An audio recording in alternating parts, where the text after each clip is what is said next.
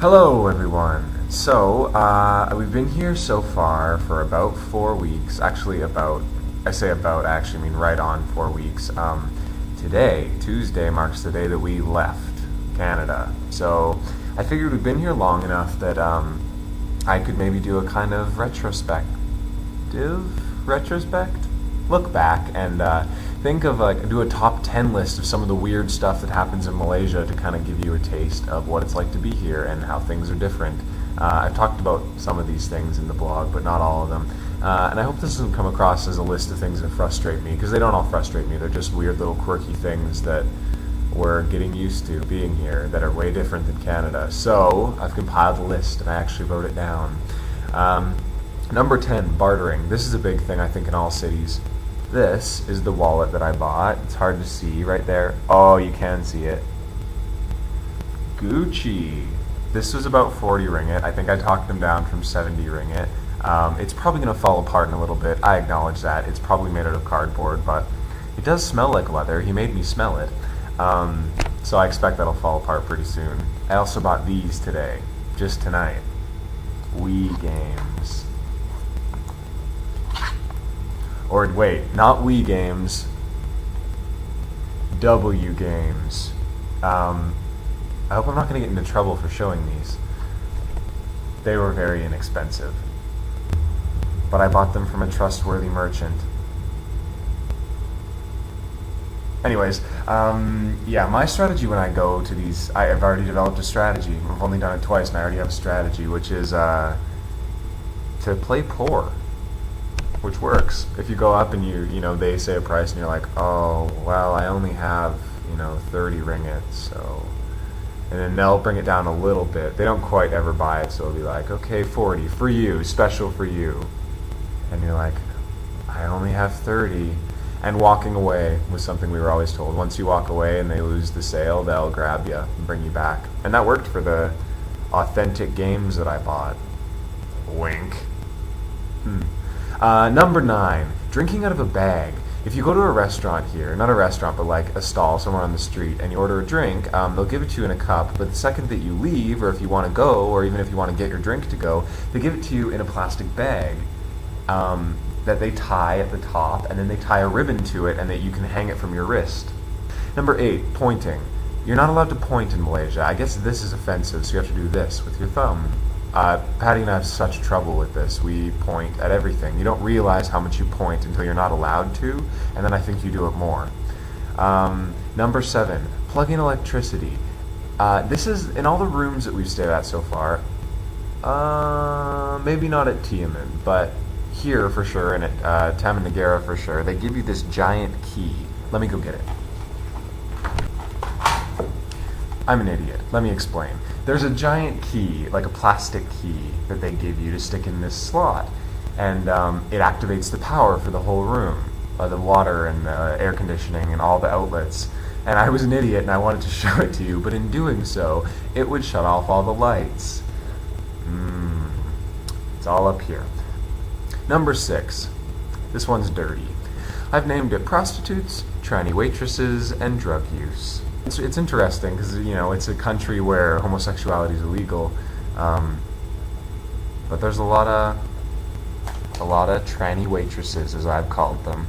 I'm offending so many people right now. No one who's watching, so tranny waitresses, and there's a lot of drug use. Also, it's illegal in this country. It's punishable by death, capital punishment for drugs, but it happens all over.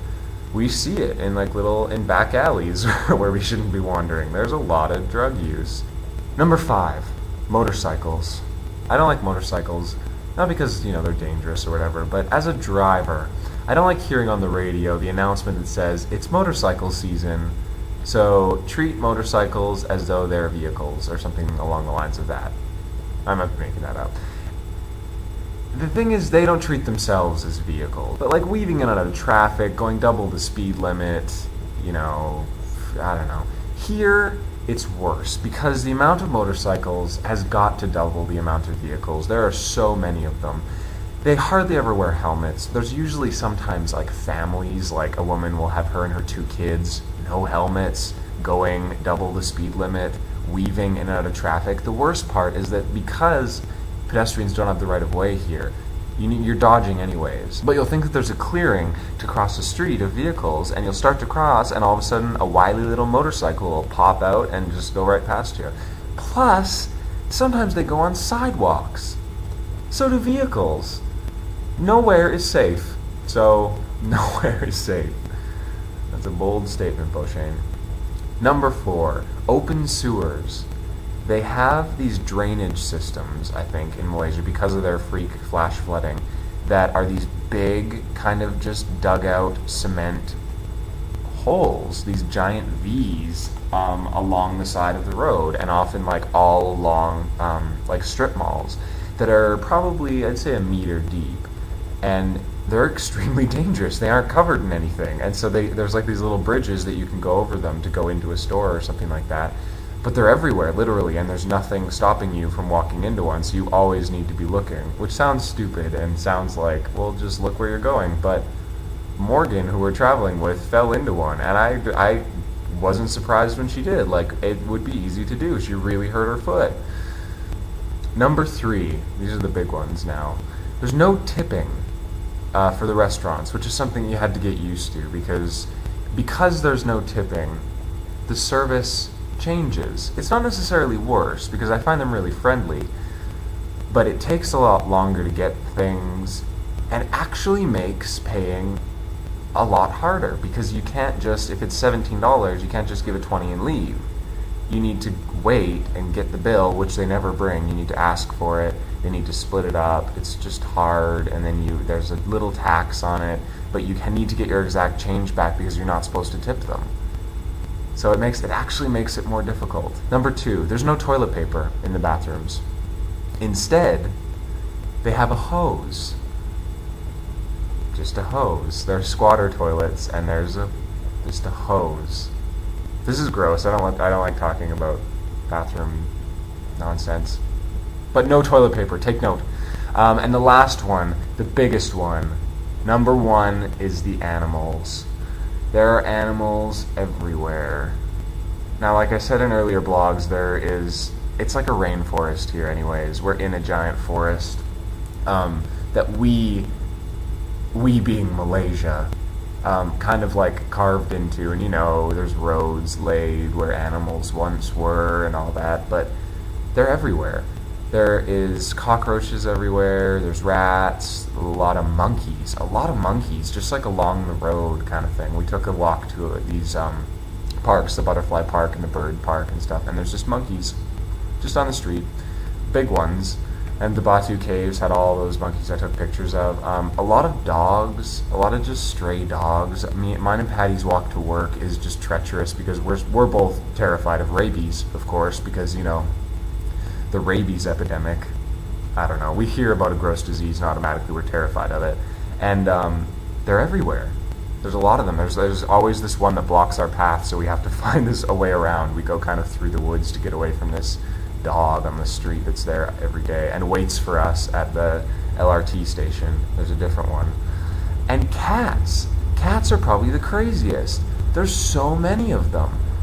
Like, I never realized, I should have been listening to Bob Barker this whole time when he said, get your animals spayed or neutered.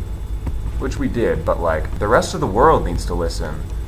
Now it's Drew Carey saying that, but they're everywhere. We go to a restaurant and they're thin, they're just gross, mangy.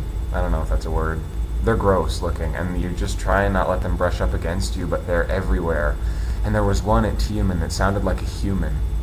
It would wait outside of our room, and it was like,